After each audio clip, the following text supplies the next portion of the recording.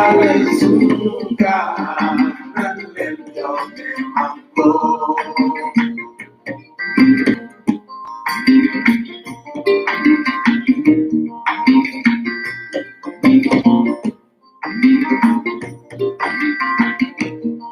Senegal is Sunuga, and let your name go.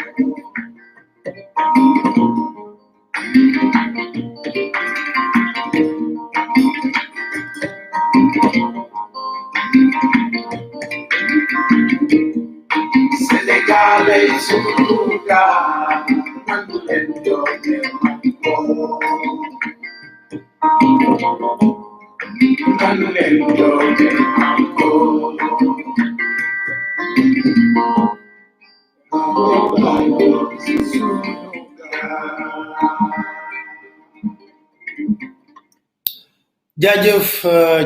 jaajëf la famille kontaan naa lool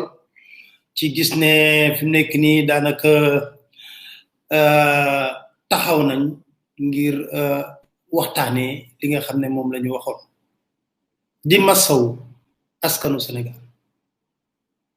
leen masaw lool ndax jafe-jafe yu ñuy dund jamono yi ci wàllum ñàkkum ndox jéggi na dayo jafe-jafe yu ñuy dund jamono yi ci wàllum ñàkkum ndox jéggi na dayo ba tax ne ñu demee ba réew mi fi mu toll nii ak la ñuy waxoon lépp ci Suez lay tàmbalee tey parce que dafa métti parce que dañ ne nañu aar suñu bopp ci lu jëm ci coronavirus mu ne dëgg la waaye coronavirus ñu ne lan lañ koy aaree ñu ne set del raxas sa loxo saa su ne ak saabu parce que du ku nekk moo am njëgu gel du ku nekk ka kon suñu demee ba réew mi taga témbe nekk si ci ngiñ cangañ ci wàllu ndox nekk jéggi da say yaram day daw boo gisee mbooloo mi ñu ñuy dawee ci ginnaaw citerne yi ay xeexoo geste barrière yi fàtte nañ ko pourtant nag lii ni ñu fàtte geste barrière yi lu simple la lii ni ñu fàtte geste barrière yi lu simple la ñàkkum ndox ci lañ toll ñàkkum ndox déggoo ministre bu yëkkati kàddu wax ci te jaay nañu siège wax fii lu ne ñu wax ko ñun waxoon nañ ci Suez wax leen ci lu baree bari ci chronique kon loolu laa di massawu coono ñi nga xam ne jamono yi dañoo ñàkkum ndox di wax nag dañuy tàmbale tamit suñu live ginnaaw bañ leen nuyoo yéen ñëpp nuyu bu gën a sell jox leen seen wàccuwaay ak seen tolluwaay ñuy wax ne nañu ànd ñun ñëpp ci yiw parce que ci loolu la ñuy rawante ci yiw loo bari bari immeuble ñi tabax ci littoral bi yëpp duñ ko dajj ñu suulaale leen ko lañ fa def yëpp duñ ko dajj bu leen di denc juróom-ñaari mètre percal du leen loolu dong leen yóbbu boo demee taxaw ci bés penc yàlla lépp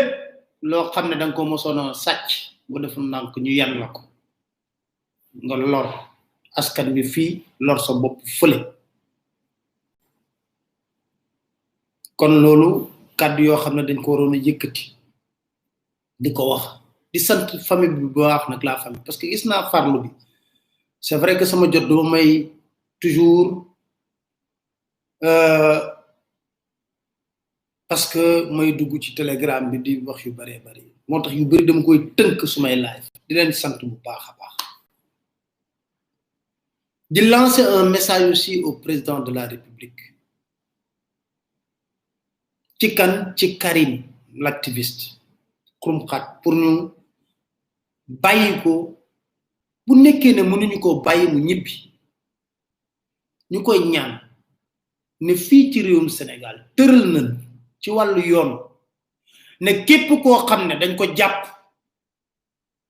te état de santé mayu ko mu toog ci biir kaso ñu yóbbu ko pavillon spécial bu nekk ci hôpital La Dantec boo duggee hôpital La Dantec ba di ko jeexal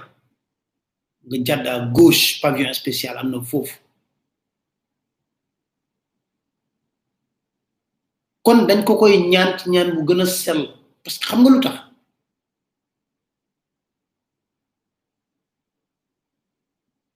lu bare bare dina xew ci réew mi ci boppam lay këpp kon ñu koy ñaan ci ñaan bu gën a sell ne ko kenn umpalewul na Karim wérgu yaramam demewul noonu ndax dégg ngeen fii mbiru Karim ba mu tawatee ñu dem ci ba soxnaam si di soxna Marème Faye Sall bëggoon ko jël en charge Karim bëggul ñu fas yéene ñu yóbbu ko woon Allemagne mu faju fa ñeenti weer dellu si kon ñu yëkkatiwaat sunu kàddu di ko béralaat ca kaw pour lan moom bu nekkee ne mënuñu bàyyi Karim ci texte fii mënuñu ko bàyyi mu ñibbi ci njabootam ndax jugé nañ ko ba noppi lu ñu mënal Bougazeli ndax Bougazeli mënal nañ ko bàyyi mu dem pavillon spécial fële te dañ ko nangul feebaram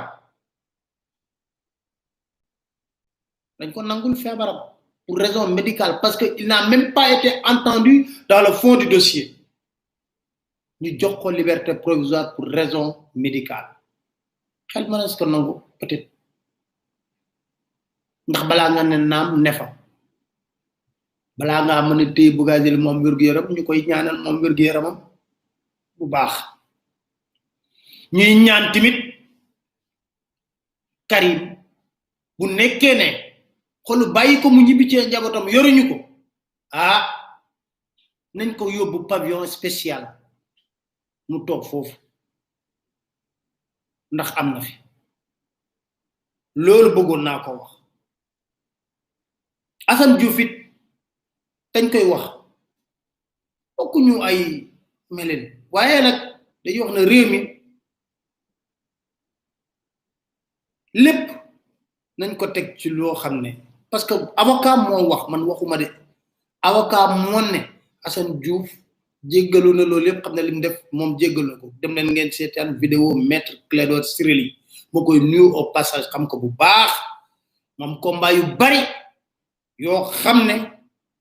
teew naa mu plaide ko ba ma nekkee Sud FM di dem sur le terrain régulièrement di suivre ay procès maître Clédor Ciré Ly mu nekk jàmbaar un grand procédurier mbiru Cheikh Yérim Seck tamit dinaa ci yëkkati kàddu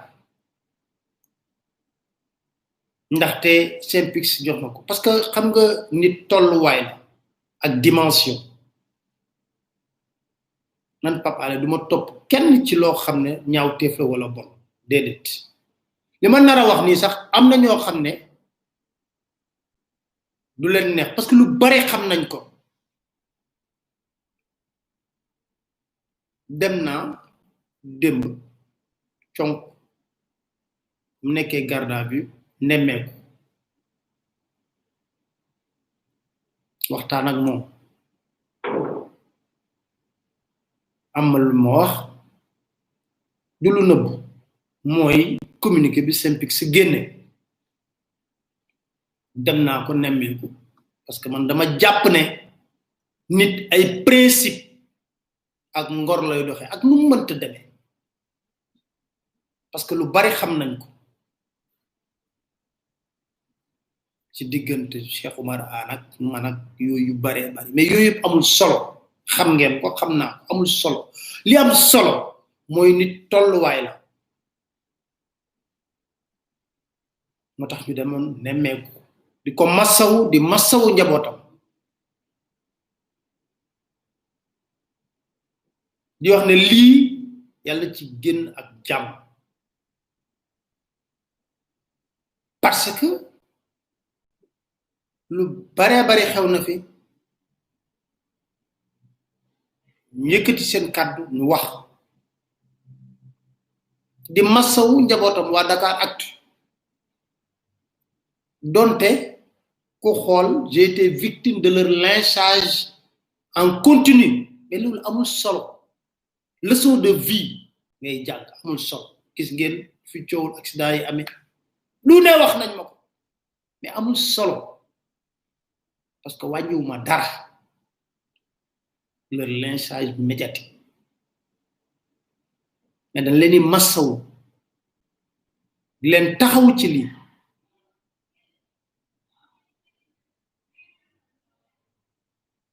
xam nga nag den massawu bu baax a baax den wax ne ñu gën a góorgóorlu di massawu Yërim Post ñoo bokk liggéey bi lii xamul lan lañ ci war a jàng mooy il nous faut une solidarité dans toutes les corporations am na solidarité waxuñu nga défendre l'indéfendable wante bul inventel nit ki tamit lu mu def nit tolluwaay la yàgg naa ko wax ñun duñ dégg fu may waxee nit tolluwaay la retenir les leçons de vie retenir les leçons de vie parce que man tëj nañ ma kaso hospitalisé nañ ma fi lu ne lynchage mi après ba mu ci génne ñu bëri ñoo mën a leen du ma tontu kenn lépp lu ci am rek dina leer kon ñuy masawu Dakaractu di masawu Yërim Post di leen wax nag xeex bi yéen moomu leen ko wala wax ji moomu leen ko ñun ñëpp ñoo ci ànd ci loolu lay wax ne tey ñu dellu siwaat ci Casa del Fares yéen a ko tuddee noonu Casa del Fares yéen a ko tuddee noonu xam nga lu tax may ma def benn parenthèse ba ma dem foofu lu tax may wax ne loolu yëpp tolluwaay la parce que man su ma paree sama liggéey pare naa ci damay ñaan yàlla séq jàmm ak ñëpp képp koo xam ne ñoo bokk métier bi ak képp koo xam ne ñoo bokk ñu yàlla ñu yàlla may ñu nekk ci jàmm di yenente jàmm rek nag parce que après wërsëgu nit kenn mënu koo jël yàlla bind na ko bu yàgg nit ngi ne di dem con sekk ko xoon yàllaa koy def ci nit dëgg rek kay mujj te fen du bejjaaw dafa am loo xam ne dafa am solo parce que tey dama jot benn information gaay bu doy waar balaa ñu ñëw ci Casa del Fares dafa am njaboot goo xam ne wala kenn ku bokk ci njaboot googu ku ne ma gis nga lii nga xam ne Rachel mi ngi koy dund jamono yi ñun dunduñu woon loolu waaye suñu mag ñu ngi tudd Amadou Makhtar Bey doon liggéey Batimat beneen kuréel la moo Batimat moo jur Bati Plus bu faree si moom nee na seen mag jooju da doon liggéey foofu responsable commercial la fa woon ba mu fa nekkee responsable commercial en 2005 ñu jiñ ko daanaka ma textuellement daanaka luñ jiñoon Rachel ne ko dafa def malversation luubal xaalis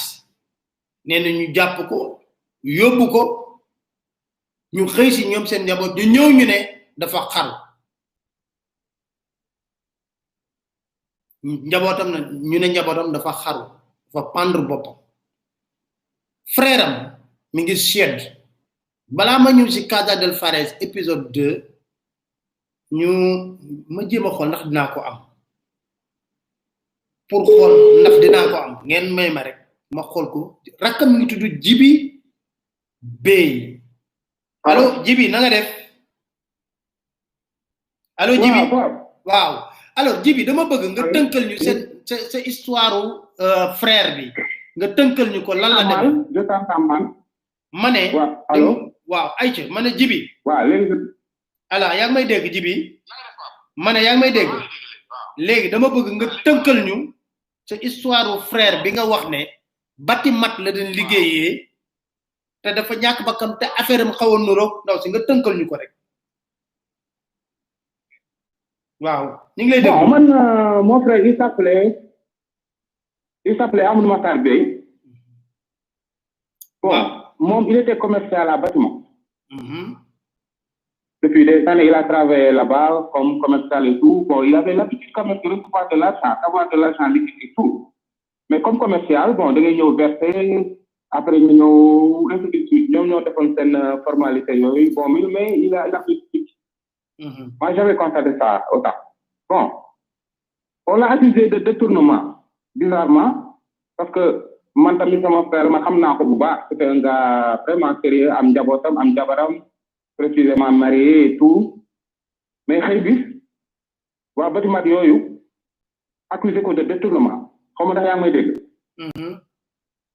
maa ngi lay dégg ñu accusé ko de détournement waaw yóbbu ko brigade de recherche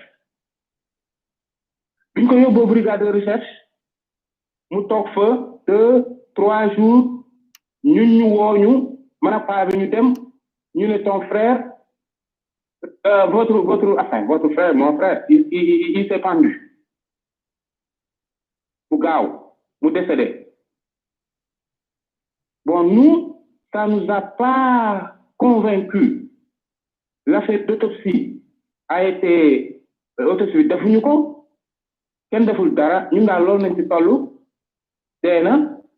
na en 2-3 jours de détention comme ça dans les locaux même loolu sax Amnesty International bindoon na ci au temps en mars 2005 donc bi ñu déggee Amnesty bindoon na ci soo xoolee ci archive Amnesty man j'avais les recoupements de Amnesty ñu xam ne bindoon nañ ci cas boobu cas de Amadou Matar Bey xam nga bi doon liggéeyee bâtiment et tout dëkk HLM bon bi cas boobu amee ñu on a fait nos enquêtes et tout mais abatur xel dañ ne rek c'est pendu donc noonu lañ ci yemb léegi donc man bi ma déggee cas bii nii xew aussi dama ne ma bon c'est un cas similaire xam nga comprendre nga li ma bëgg a wax bu baax maa ngi lay dégg parce que moom tamit dafa xëy gis rek ah maa ngi lay dégg waaw dafa waaw man bi ma déggee cas bii nii aussi bon ça m'a fait penser à mon frère parce que aussi y a le temps que moom c'est dans les mêmes conditions noonu nañ ko accusé woon que ne waa dafa jël liquide et tout donc liquidité quoi liquidité du jour y a la liquidité qui est là-bas bon moom noonu lañ ci tollu ñàkk nañ ko ba léegi mënuñu xam les conditions de sa mort mais li ñu mën a xam rek mooy que dee na dans les locaux de la brigade de recherche fa nañ ci yem un point c'est tout loolu nañ ci am très bien donc waaw manoon waaw baax na daal Sénégal des fois aussi ñu xool cas yi nekk Libanais yi moi je n'ai rien contre les Libanais et tout il y a des Libanais qui sont plus sénégalais que moi mais aussi li ñuy def ci dëkk bi ñoom ñëpp war nañ ko xoolaat xoolal sama frère boobu ñu ngi amoon na jabar commencé une belle vie et tout commercial à bâtiment un jour comme ça ñu accusé ko de détournement yóbbu ko brigade de recherche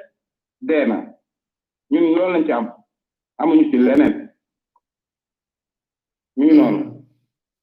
donc ça m'a fait voilà quoi bi ma lire affaire yi duuru ça me rappelait mon frère et puis voilà mais pourquoi pas am def benn intervention c'est tout hein merci beaucoup Djibi leer na trop say kaddu merci beaucoup amul benn problème Pape merci beaucoup ok bonne soirée merci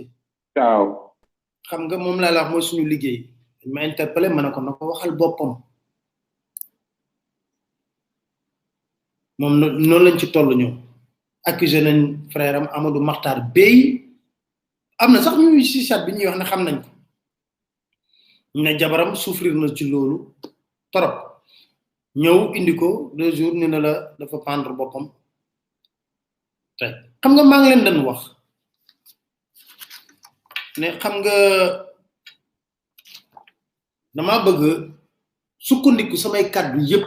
ci ay këyit lire leen fii ci kaw da ngeen gis sommation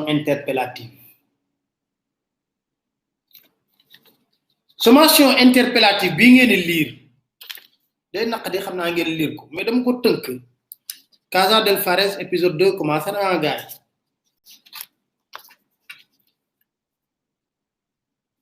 sommation interpellative bi xam nga moo nekk lan moo nekk li waral ñu jàpp Rachel xam nga wax naa leen bële passé ne leen Rachel bati plus bu Rachel jëlee xaalis bati plus porté ko plainte man nañ ci toog mais su ma téye parce que damay lire ba 2 heures du matin 3 heures du matin tellement de documents sur loolu damay ne non il faut qu'on commence par là où tout a commencé pour que les gars puissent mieux comprendre ce qui s'est réellement passé lu tax ñu ci tudd lu bare bon plainte bati plus lu xew dañ ne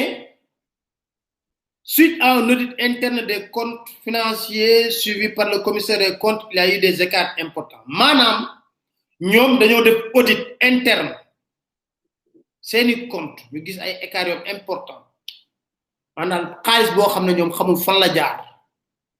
ci audit bi moo ko wane ñoom ñoo ko wax de ok d'accord ba ñu waxee loolu ñu ne ci période 27 janvier 2020 ba 25 février 2020 lu toll ci 126 millions réer na mër ci caisse bu ñu dénkoon Rachel ba ñu enquêté li ñuy wax caisse du caisse foofu ñetti nit amoon nañ caabi ji dañ doon dugal parce que Rachel da doon wàcc 17 heures am ñeneen ñoo xam ne bu xaalis ñëwee ñu dugal ko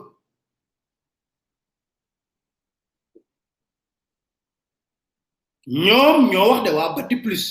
ñoo ne dañoo gis disparition de 126 millions loolu moo nekk seen sommation interpellative bi mayor bon ñu continue ci sommation interpellative bi ñu ne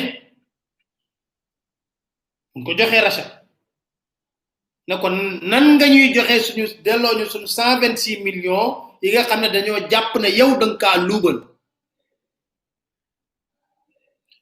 ñan ñoo xam li nga def kan moo la xelal loolu lépp ci sommation interpellative bi de qui vous a demandé au conseiller d'agir ainsi mi ngi nii laaj yaa ngi nii mais comme yéen a ngi nii laaj yaa ngi nii voilà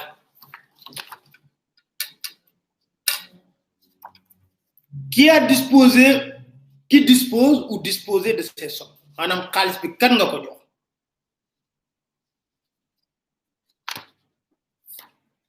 ñoom ñu ne Rachel tontu leen na leen dina rembourser loolu lañ bind de elle va voir comment rembourser xaalis bi bi nga ko doon jox André Slaty mooy papam ak benn corom Alex Rabi Kafri d'ailleurs sax kooku démb moom la ñu inculpé placé ko sous contrôle judiciaire mais André Slaty ak yaayu Rachel ñoom ñaar ñooñu dégloogul leen ndax lu tax maamu Rachel bu góor juddoo Mbàkke màggee Mbàkke yaroo Mbàkke moo génn àdduna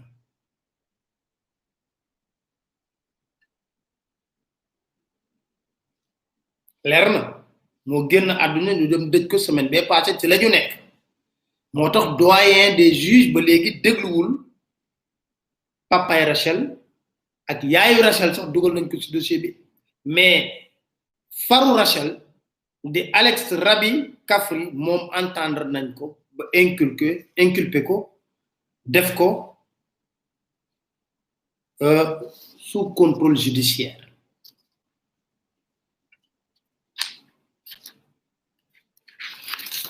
mais lu doy waar xam naa lii de dafa waroon am tëdd ngeen di dégg mu mel ni film mais ci biir xeex bi Rachel ba mu xamee ne affaire yi fi mu nekk nii xeex bu métti la te xamul nan lay mujjee mu wëlbatiku moom it porte plainte. C'est là où c'est intéressant. Plainte Rachel baa ngi nii dama bëgg ngeen di lire mi ngi nii. À monsieur le commandant de la section recherche de la gendarmerie nationale Colobane, objet plainte pour constitution de partie civile contre monsieur Christian Samra. Ma ñëw ci léegi nag ñu porté moom Rachel wëlbatiku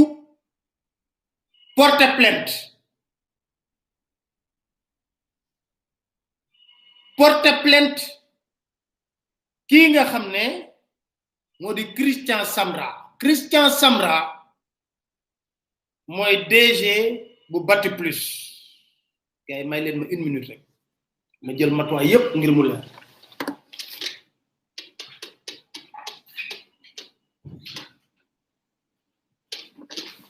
ma dellu si waat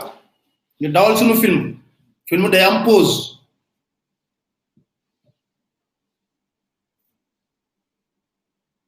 gis nga moom mu wëlbatiku porter plainte avec constitution de partie civile kii nga xam ne moo di Christian Samra. Christian Samra mooy DG bu Bati Plus ak xam nga kan ak maître Richard MS Diatta huissier de justice la.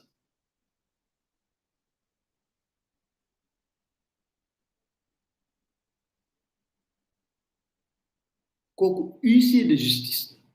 xam nga lu tax mu porté ko plainte suivre leen ndànk.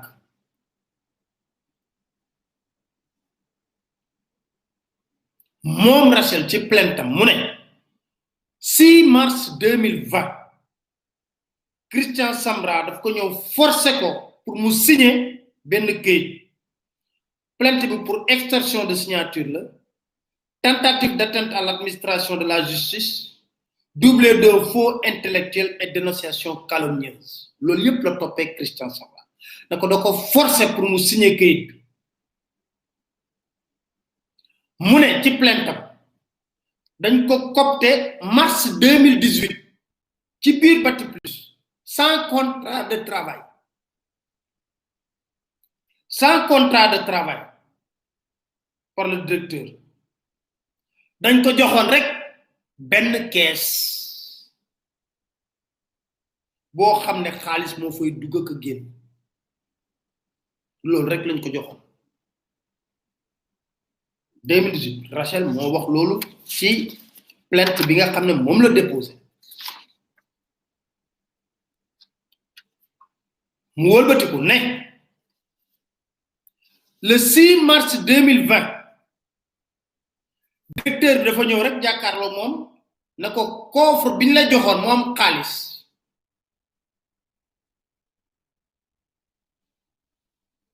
am na gap boo xam ne mi ngi toll ci 126 millions maanaam gis nañ 126 millions yu réer mër. moom Rachel mu ne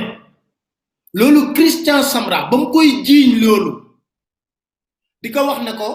126 millions dafa réer te ko doon saraxtu parce que dafa amoon lum bëggoon a nëbb moo ko wax ci plaintam de ma liir xam nga gars yi fii moom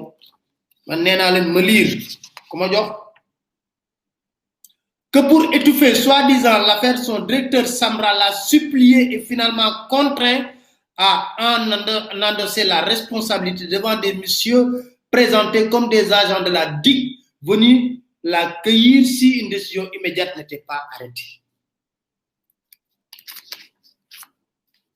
Christian Samra dafa ànd ak ay nit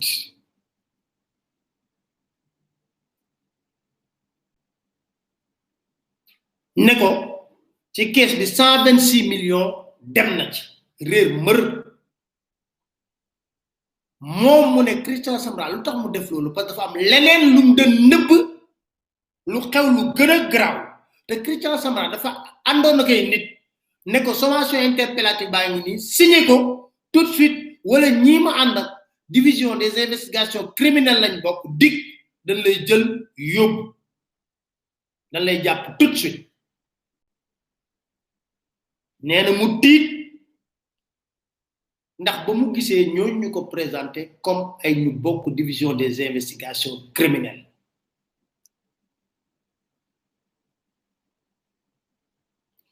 gis nga ñooñu ñu présenté comme des ay nit yoo xam ne division des investigations ay clerc la maanaam ci bureau huissier lañ nekk laaj bi mooy lu tax ñu indi ay clerc di leen présenter comme des agents de la DIC lu tax ñu indi ay clerc di leen présenter bu nekkoon na rek waa def ndaw sàcc seen xaalis man xam ne naa leen loolu man Pape Alé man sama position la ci clair parti plus bu jàppee ne Rachel sàcc na ko 126 millions yoon la parce que foofu loolu yàgg nañ ko gis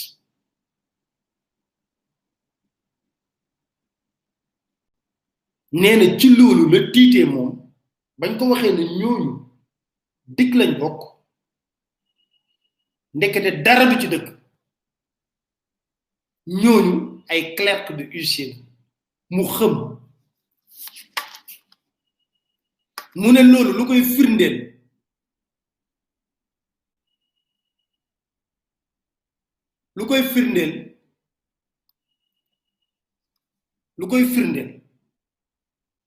nee na ba mu xamee dañ ko réanimer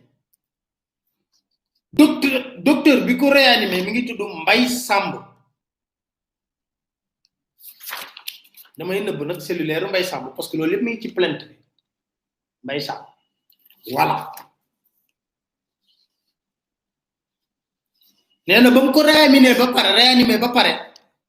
wax na leen ne leen kii mi ngi nekk ci état de détresse physique et psychologique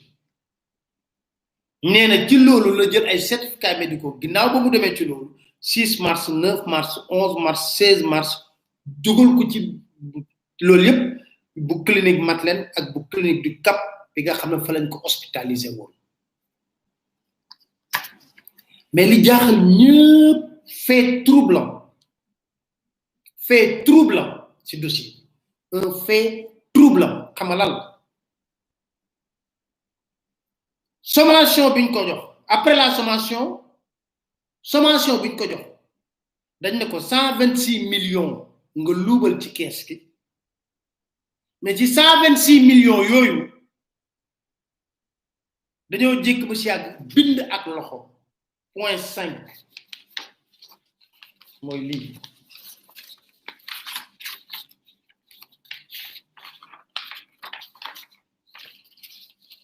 point 5 mooy lii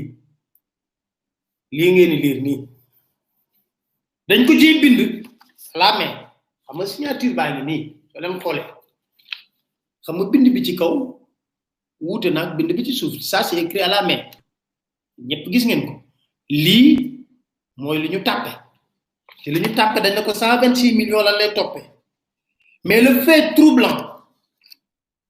en 2000 dañ ne ko en 2019 am na 1 milliard 600 millions yu dem pour ay avocat wu Rachel la manœuvre la boo xam ne Christian Samra moom moo ko def ak huissier bu mu àndagoon ak i clercam yu présenté wu comme des agents de DIC pour mën a justifier ay avocat ñooy wax de ñu ne ci avocat ma lire en français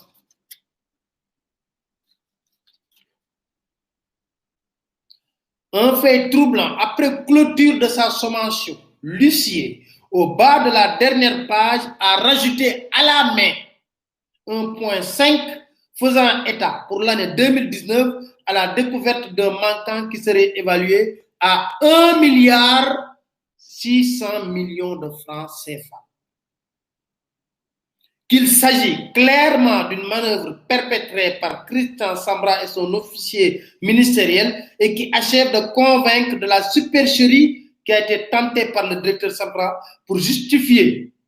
les évasions massives de fonds sortis du coffre sur ses ordres, instructions et sous sa responsabilité.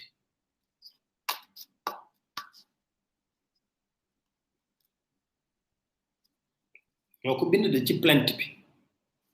ne li leen jaaxal mooy sommation bi ñoom ñi ngi laaj 126 millions la ndaw si jël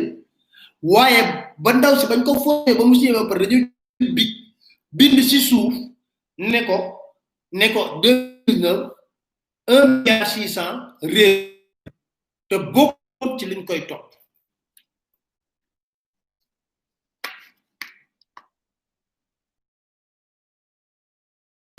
mooy wax ak avocat révèle que le coffre qu'elle gérait était contraire à tous les principes et règles d'organisation comptable portant l'harmonisation d'une entreprise.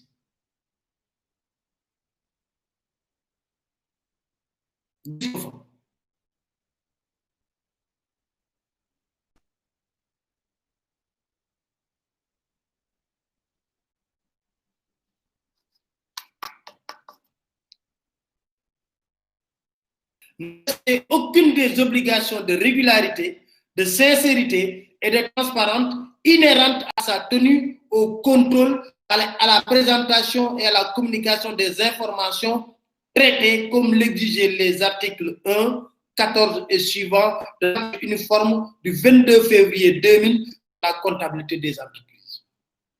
Ne xaalis bu fa doon dugg ak génn xaalis bu fa doon dugg ak génn ci caisse boobu la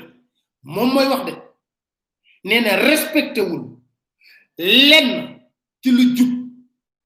ci wàllu régularité sincérité transparente ci li nga xam ne bu ñu sukkandikoo ci article 1 et 14 ci acte uniforme ci comptabilité ni mu war a doxee ci biir entreprise moom moo ko mu yokkaat ci moom laa def nii en vert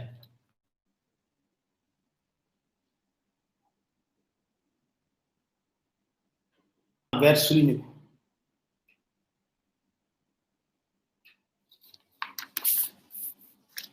mu ne le coffre moom mi ko doon gérer mooy wax de moo ñu xamal ñun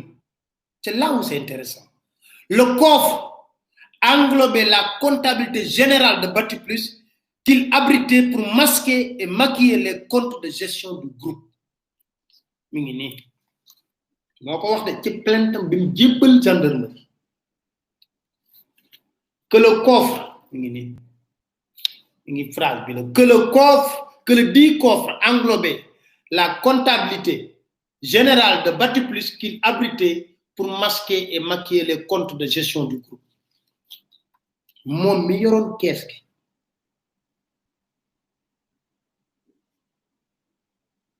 moom moo ñu wax loolu ñun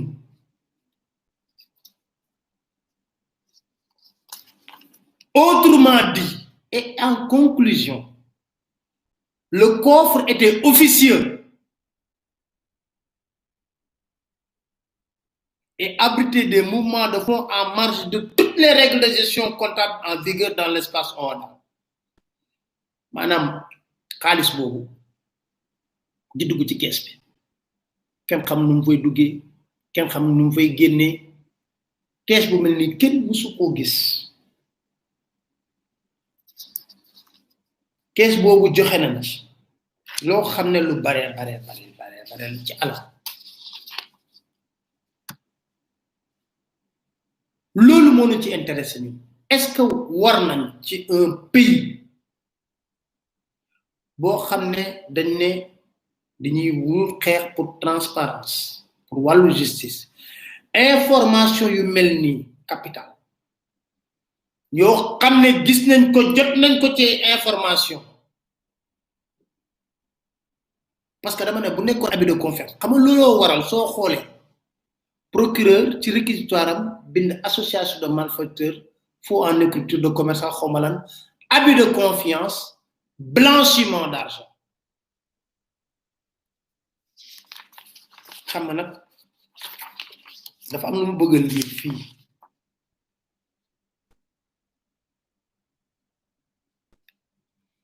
ay avocat dénoncé ko ba chambre d'accusation ngi ni lire li loolu leen lire ni chambre d'accusation ay avocat ñoo ko fa dénoncé ba foofu luñ dénoncé ñu ne d'abord xam luñ ñëk dénoncé lu tax ñu koy toppee 126 millions ba pare rajouter à la main 1,6 milliard une violation manifeste de l'article 822 et 45 du décret 2015 sur le statut des huissiers.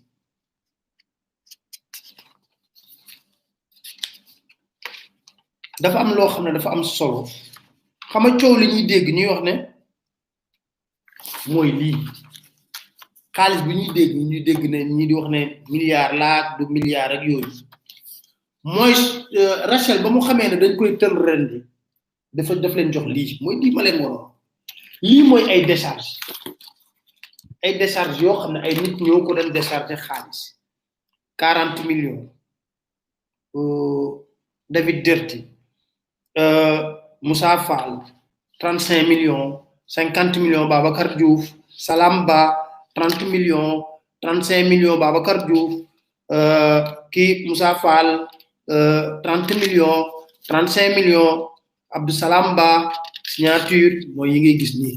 ngeen di gis nii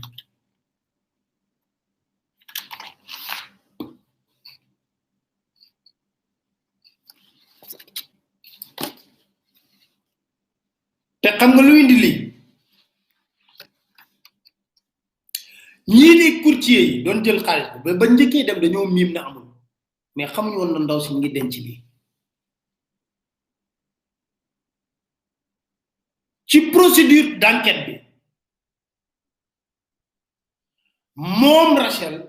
ba mu waxee li muy wax ba pare dafa teg dépose avocat mi ñooy bind ñu ne qu'elle a déposé à l'appui de sa plainte un bordereau de 68 reçus mooy décharge yi totalisant plusieurs milliards témoignant des sorties de fonds de son coffre sur instruction de son directeur général Christian Sambra 68 reçus totalisant plusieurs milliards témoignant des sorties de fonds de son coffre sur instruction de son directeur général Christian Sambra. L'audition des porteurs de fonds a permis de traquer les 10 fonds dont une partie a été retrouvée au lieu indiqué par les coursiers. Parce que bon les coursiers ne leen yeen ñan ngeen dañ jox xaalis bi ñooñu dañoo wax ñan lañ dem yóbbul xaalis bi gars yi dem fa perquisitionné am lu ñu jot a téye ci xaalis boobu la ñu yokk que malgré les preuves irréfutables que les décaissements sur plusieurs mois ont été autorisés, ce dernier est libre comme le vent. Parce que mois de mars ba ñuy jàpp ndaw si di ko dóor mandat de dépôt dañoo sàkkoon ñu jàpp Christian Sambra mi dóor ko mandat de dépôt moo tax ay avocat mer na leen jaaxal ñoom lu tax ñoom ba ñuy jàpp ndaw si gendarmerie def liggéey bu mucc ayib jébbal liggéeyam procureur def réquisitoire viser ay délai am moom abus de confiance am faux usage de faux defe naa ak association de malfaiteurs am blanchiment d'argent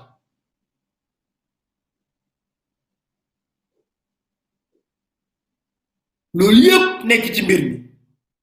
avocat yi ne leen ñun ba ñuy indi sunu Rachel di leen ko jébbal moo ne leen nee nañ Christian Sambra DG Bati Plus ndax Rachel indi na ay preuve leer ci décharge yi ba coursier yi nga xam ne ñoo doon jël ci xaalis bi ñoom d'accord nañ ci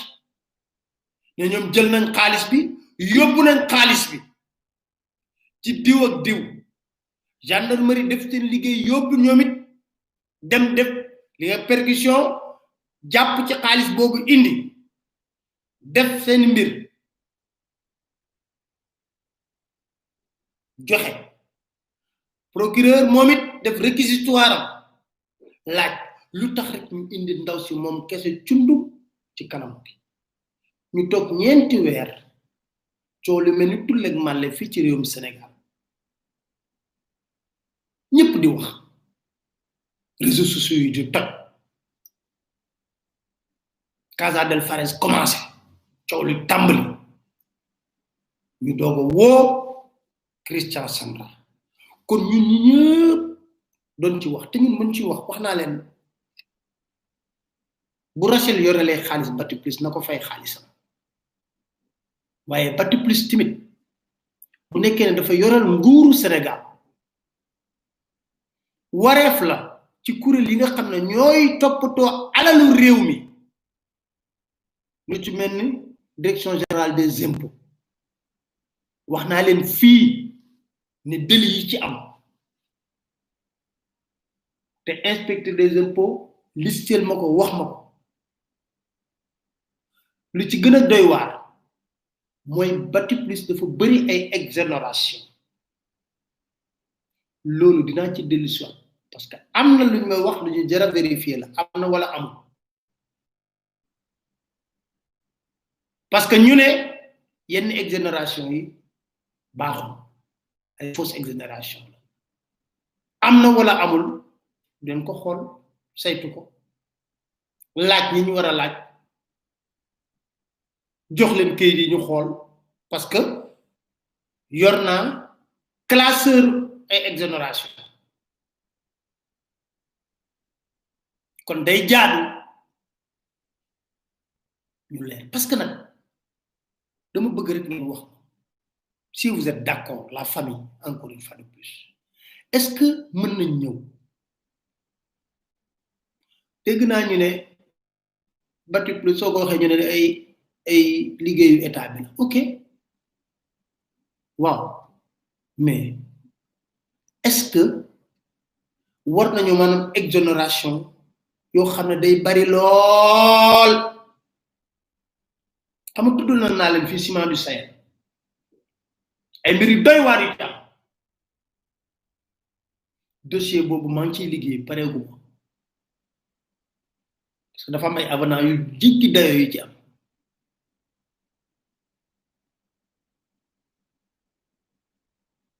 on n'a rien contre les Fares rien du tout mais xam nga la lañ bëgg ni ñuy nootee doomu sénégalais yi yoo xam ne yaruñu dara Fares dafa am xaalis ñoom seen famille bi am na xaalis ba xam ñu sax ni mu toll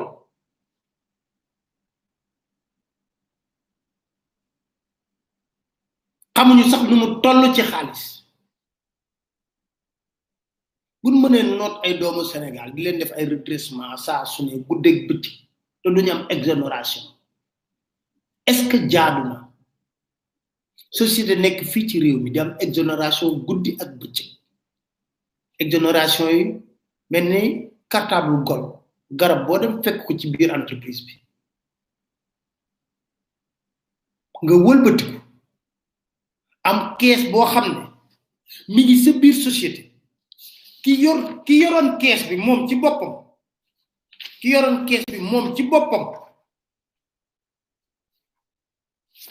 wax ki yoroon kees bi ci boppam wax ce coffre était contraire à tous les principes et règles d'organisation comptable prescrites par l'acte uniforme portant harmonisation des comptabilités des entreprises.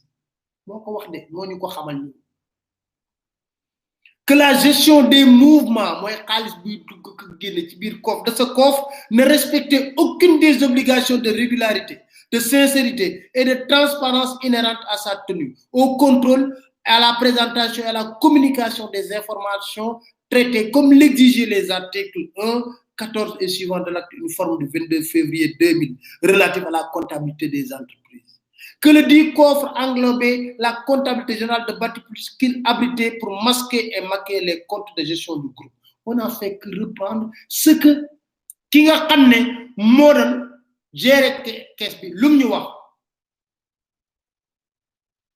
loolu la xam ne moom moo ñu ko xam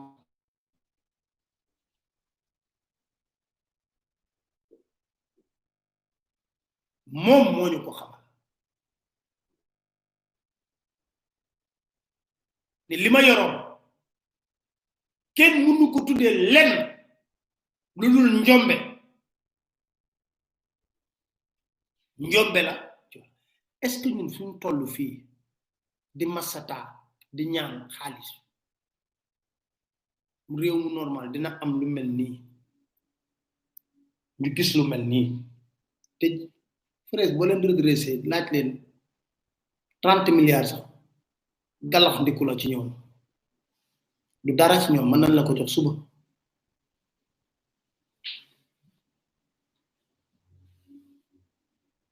est-ce que jaadu na ñun ñu xam ko ne dañ koy noppi bu nekk ne Sénégal moo la ñor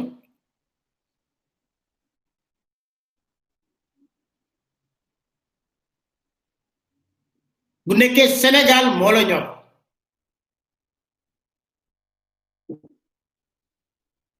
parce que alalu Sénégal la keneen moomu ko alalu Sénégal la comme alalu Sénégal la nag gars yi wax ji day leer il faut que ñu waxante dëgg boo koy def man comprendre naa sax di ko def mais nag boo demee doy en certain niveau régulariser wala xaalis dafa am feneen fu mu doon dem xam nga ñi ciy tudd lu baree bari man duma dugg ci détails yooyu waxoon naa leen ko ci njëlbeen bi ne leen man ay FBI ak FBI bu ñëwee ministre de l'intérieur war na cee xam dara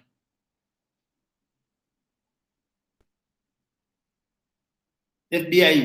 xam nga FBI bu naree def ba mbir mu du nëbbut nee naa leen fii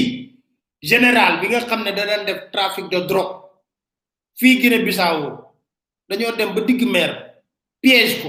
mu ñëw ñu ne ko niib jàpp yóbbu mu ngi purgé peine fi mu nekk nii États-Unis Noriega yéen a koy fàttaliku di karaw dañ ne cëpp comme mënoon toon li jiite wàllu drogue ñu ko sa feet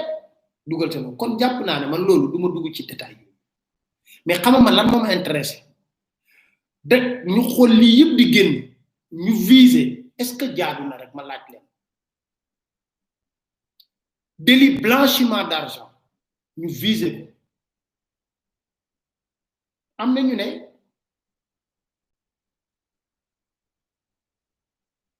bon le juge bi lu ko neexee mu place ko sous contrôle judiciaire soit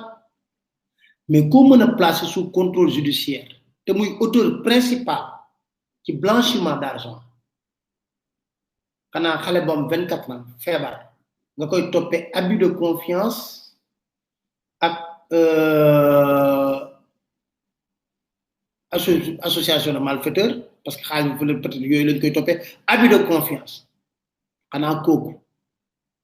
daan teg la feebar tëdd ñu woote jël ci ko par la force xam nga damay wax rek te yàlla tax man xam nga man ci kenn boo mënee bàyyi ki nga xam ne ñu ngi koy toppee délit ñoom ñëpp présomption laa wax délit de blanchiment d'argent ci ay këyit loolu lañ koy toppee bu ko neex rek bu layoo ko ay avocat ba génn ci moo xam xanaa ki nga xam ne da nga koy toppee Abdou Kafa wala dafa am leneen lu ci laxasu te leneen yooyu nag ñoom waa Fares moom la ñuy wër moom lay wër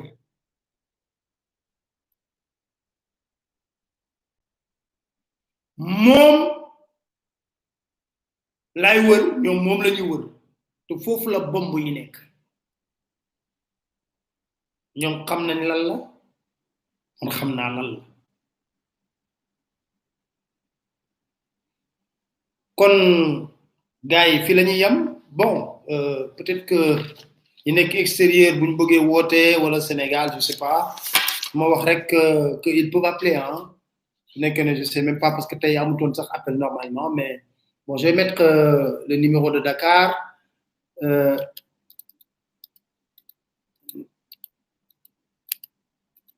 voilà ça c'est le numéro de Dakar et puis l'autre numéro tey amutoon appel normalement mais ñu ubbi tuuti pour jeexal en beauté li nga xam ne moo di sunu Casa del Ferez épisode 2 yeneen yi nag naa ci bon ñu ngi koy gëstu waxuma naa ci dellu ñu ngi koy gëstu exonération yeeg yu baree bari yoo xam ne xew na feek loolu yëpp dañ ci dellu si waat beneen yoon xam naa naa leen piège duñ xam fan laay defee live moo tax gis naa réseau bi ñu koy yëngal mais bàyyi leen yooyu parce que dañ ko def live ñu enregistré ko après gars yi dañ ko seetaan xam lépp yéen a ngi dégg léegi Jibi Bey mi ngi woote ba Suède di wax kaawu frère am Amadou Makhtar Bey école commerciale bâtiment mu ne même boo xoolee cas similaire je sais pas un peu trop mais moom moo ko wax expliqué na ñu wax ne ba loolu amee dañ ko jàppoon yóbbu ko pour affaire malversation détournement ñu ne dafa xaru te ñoom seen famille nee nañ wax nañ ne gëmuñu xaru famille bee ko wax gëmuñu xaru bi parce que nekkutoon parce que booy dund ak nit di nga xam jikkoom parce que am na ñoo xam ne man nga leen teg tuuma mais dañuy wax ne on va se battre ba tuuma bi dañ loolu la ñuy wax on va se battre ba tuuma bi dañ battre nag ba tuuma bi dañ mooy lan taxaw am fulla am fayda génn tuuma bi kon gars yi fi la ñuy yem parce que ce jour-là n'est pas un jour de j'espère que il nous reste à peine 4 minutes ou 3 pour terminer loolu mooy l'essentiel bu bëggoon a ñëw donc am na yeneen yoo xam ne ñu ngi koy seet di ko gëstu parce que njabootu Rachel jot nañ menace de mort wonoon naa leen ko fii di wax ne lu ci xewle leen moo di dañ topp mbir mi ba xam fa lay mujjee di ko xool ndànk nag sans aucune prétention parce que amul benn leçon bu ñu joxe mais nag day jaadu rek lépp ñu koy bëgg mu tegu ci yoon ànd ak yiw loolu dañ koy bëgg kon la famille maa ngi leen di sant di leen gërëm bu baax a baax lii lañ indi woon tey jii pour leeral leen ko am na ñu ma doon wax ne réseau bi mais nag boo leen pare xam nga noonu la ñu def da ngeen koy seetaan en replay ba pare partagé ko partagé ku seetaan partagé ku seetaan partagé ku seetaan partagé ku seetaan partagé boo leen pare léegi dina nekk ci chaîne YouTube bi ku pare partagé partagé partagé partagé pour dëgg bi mën a jib dëgg qu'éclate la vérité voilà ce que nous cherchons amuñu beneen objectif dans ce dossier lañ cay wax nag lépp nag dañuy xool rek ba xam fan lay mujjee kon gars yi maa ngi leen di jaajëfal di leen dig daje incha allah ajjuma ci yeneen yu ñu war a waxtaanee leen sant di leen gërëm bu baax a baax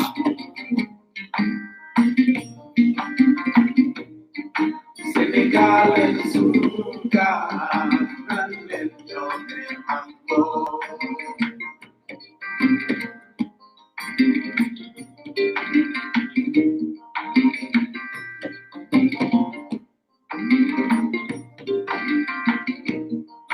Senegal es un lugar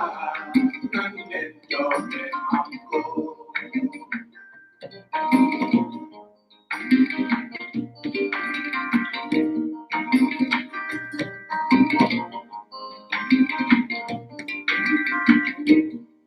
Senegal es un lugar donde yo me amo. Donde yo